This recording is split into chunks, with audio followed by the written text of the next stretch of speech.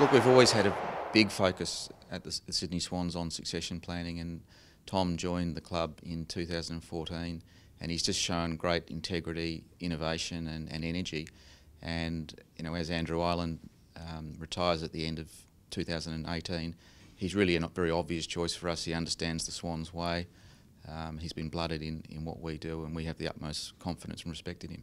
Andrew Ireland is an elite football administrator, and I consider him the best in the business. He's, as we all know, since he joined the club in 2002, we've been in 13 final series, 5 grand finals and 2 premierships. It's pretty hard to really beat that, or to be too critical of anything he's achieved. His knowledge of football, list management, is second to none, and what we've found incredibly satisfying is in his tenure. He's been incredibly open. He's a very collegiate person to work with, and we've seen record memberships, record revenue, consistent profitability. So he's really got the club to a position today where, as the number one supported AFL club in Australia and the largest sporting club in New South Wales, that we have such a great foundation to go forward from, and Tom really has a lot of exciting years ahead of him as CEO. The end of next year is the right time for me to step aside. I've had a wonderful time at this club. It's a great club. I've worked with a lot of good people. 2 chairmen and the board have been very supportive, and a lot of great staff members, a lot of great players, a lot of great people in the footy department.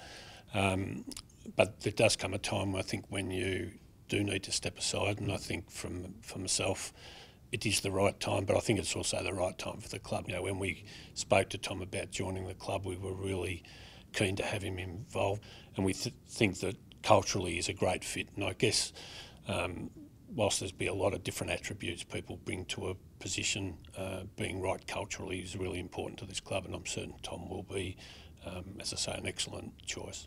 Andrew first spoke to me back in 2016 about his intention to retire at some stage, and eventually he narrowed that down to the end of 2018. And we agreed at that point that he would join the board, and that we also agreed that he will remain with the club as a consultant post his tenure as chief executive, and stay on the board as a director. And at that same time, the board had a discussion about succession planning for the CEO role, which really is the most important role with the club, followed by the coach. And we were delighted. We looked at Tom. We know Tom. There's nothing we don't know about him, so he's not a surprise. He's a very logical appointment, which everyone within the club, I think, will see, and probably within the industry. And really, what we're now looking at is a handover period where he can learn. The reason for announcing it today is really that we need to start looking now forward towards appointment of a head of football. And obviously that would be very difficult to do if people didn't understand that Tom was going to become our next CEO. I guess the first emotions really honoured and humbled to be given an opportunity.